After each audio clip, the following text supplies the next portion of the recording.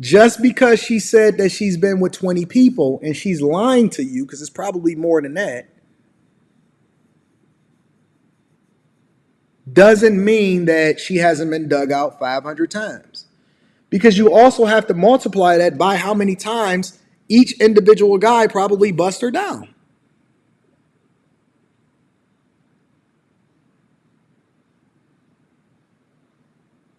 It's a fact. It's just real. It's a fact. And so when you take that into consideration and you start to think about the things that was possibly done to your chick before you got to her, and she had a baby, she had multiple different babies by different men before she came to you, and you told her that you loved her. You told her that you loved her. Now we have to start and re-ask the question, right? This is point number 2. How many bodies is too many bodies? When you take into consideration what happens when you accumulate a body, right? Because it's not just how many people that you've been with. We said how many bodies are too many bodies. And when you think about the trauma that you inflict on a woman's body when you have sex with her, it changes the dynamics because y'all don't like to add the context. Y'all just like to get the numbers. And the numbers don't tell the full story. The numbers don't tell the full story. She was dripping wet. Crazy wet. Jaws was hurting. Didn't even know how to properly do it because her teeth was scratching, and he had to teach her. By the time you keep talking about how great her head game is, when in reality, somebody taught her. Somebody taught her that skill. When she first started doing that, her jaws was hurting because she wasn't used to holding her mouth open for that amount of time. Somebody taught her that skill. Somebody taught her how to properly not scratch a dude up depending on what it is that she's doing. What you think, that she just learned that because she just automatically inherited that, and when she got to you, she figured it out? No, somebody gave her the proper training. She was trained and groomed and properly put together before she got to you, and you just fell in love and you thought that you was the only one. She not yours, homie. She not yours, big dog. She is not yours. It's just your turn. It's your turn, bro. Now, let's go to point number 3. So what was point number 1? And if I'm wrong, listen. If you guys want me to look at it a completely different way, then help me to understand. I dropped the link in the chat, right?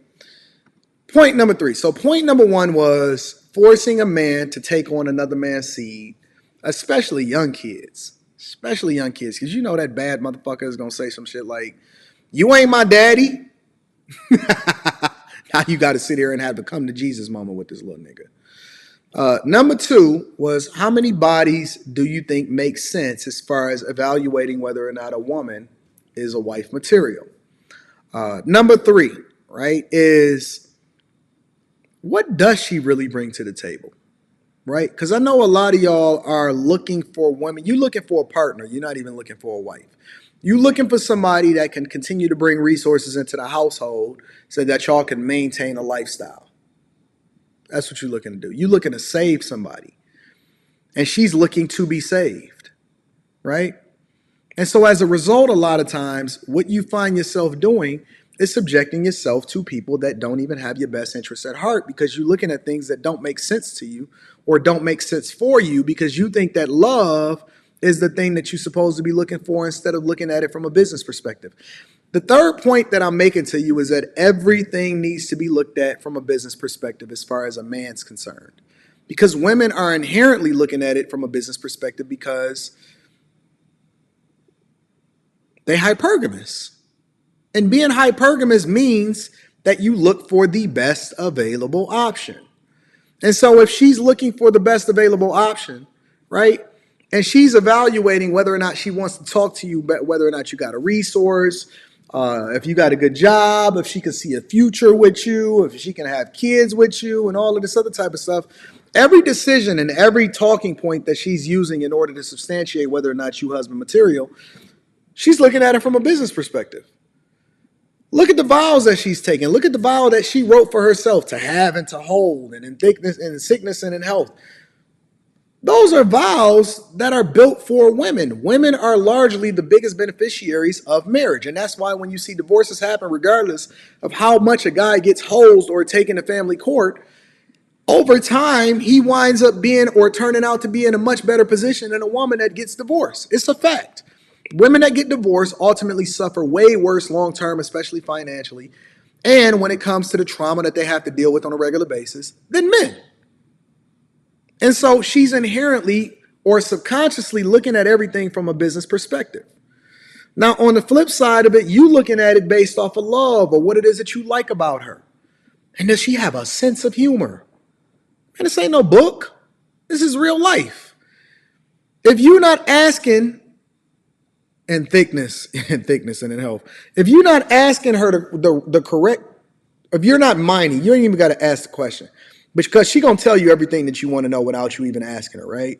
If you're not minding through to truly understand exactly who this chick is and you're making a decision based off of the fact that you love her, or she's so relatable, or I get along well with her, or we communicate really well, if that's the determining factor for whether or not you're going to marry that chick, you are in trouble. Because you're not going into it with the same mindset that she's going into it with. And you're not looking at it from a business perspective like she's looking at it from a business perspective. And she don't even know that she's looking at it from a business perspective, right? She's looking at it completely based off of business, and you looking at it based off of how you feel about her, how she makes you feel when y'all together or when she in the bedroom. Well, first of all, somebody taught her how to make you feel, and that's why you feel so good when you leave the bedroom. You out here whining and dining her, man. Don't you know that she ain't even used to experiencing that type of thing, and you trying to show her a good time? You shipping her over money, you making sure that she's taken care of, you adopting her pet into your household, and you never even liked dogs in the first place. Your mama told you not to even eat nobody's food that had a dog or a cat because they be playing with the cat or the dog, and then they start cooking your food with it. Listen, my mother told me that was one of the things that mom leaned into. She said, Anton, be careful of talking to a woman that got pets. I said, why is that? She said, because they be playing with their pets and they pets be licking them in the mouth and they be sleeping with them and all of this other type of stuff.